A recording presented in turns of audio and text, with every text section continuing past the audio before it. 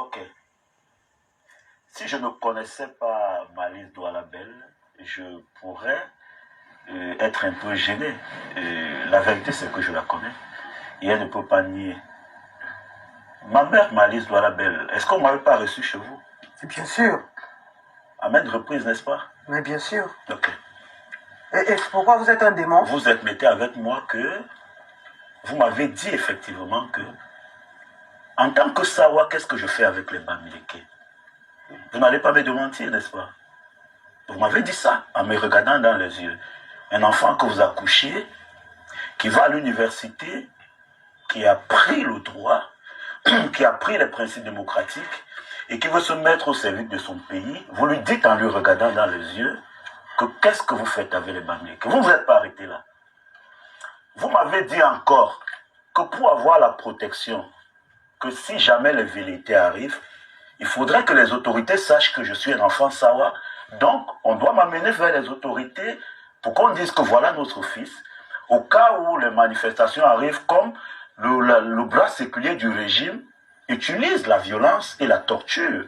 Et on ne doit pas occulter ça parce que nous savons ce qui est arrivé à Maître Michel Ndoki et à Célestin Diamel lors des marches du 26 janvier. Vous m'avez encore dit ça. Et je vous ai regardé dans les yeux, j'ai compris à quel niveau notre pays mourrait. Effectivement, parce que si en 2020, nous en sommes encore en train de développer les idéologies Bamileke, Boulou, et Bafia, alors il y a problème. Vous n'êtes pas seulement arrêté là. Ce qui était encore très difficile à comprendre, c'est votre propre élection même. Le fait qu'on vous ait enlevé le fait de candidater à cette pseudo-élection que nous n'avons pas participé. Pour avoir côtoyé, je sais ce qui s'est passé. On vous a enlevé parce qu'on estime que vous n'êtes pas Sawa de souche. Et quand vous êtes venu, donc il y a des Sawa de souche qui peuvent candidater parce que dans la nomenclature de ceux qui nous gèrent, le Cameroun c'est un gâteau national. Donc, ceux qui tiennent les leviers du pouvoir doivent se partager en exclusion de ceux qui ne tiennent pas. Ça veut dire, si on est à l'ouest, on est au nord-ouest, on est au sud-ouest, on est au nord, on ne peut pas. Mais si on est au littoral, on est au centre, on est au sud, alors, en ce moment, on peut se partager.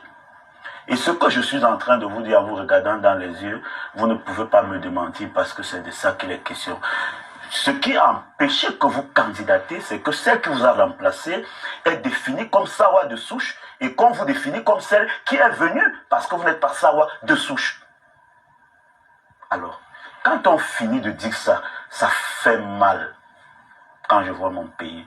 Pour le jeune comme moi, qui est très engagé, qui a lu ce qui s'est passé à une certaine époque, ce que Oumniobe a fait, ce que Ernest Wandi a fait, ce que Osenda Fanda a fait, ce que Douala Mangabel a fait, et le projet de société que l'UPC voulait porter, qui se retrouve aujourd'hui pratiquement à 80% avec ce que le MRC a proposé à la population camerounaise et qu'elle a adhéré à 100% à l'issue de l'élection de 2018 qui a été volée par la satrapie dont vous en faites partie. C'est gênant. Quel héritage vous donnez à la postérité, Malice Douala-Bel? Alors, vous avez posé des questions qui, à mon avis,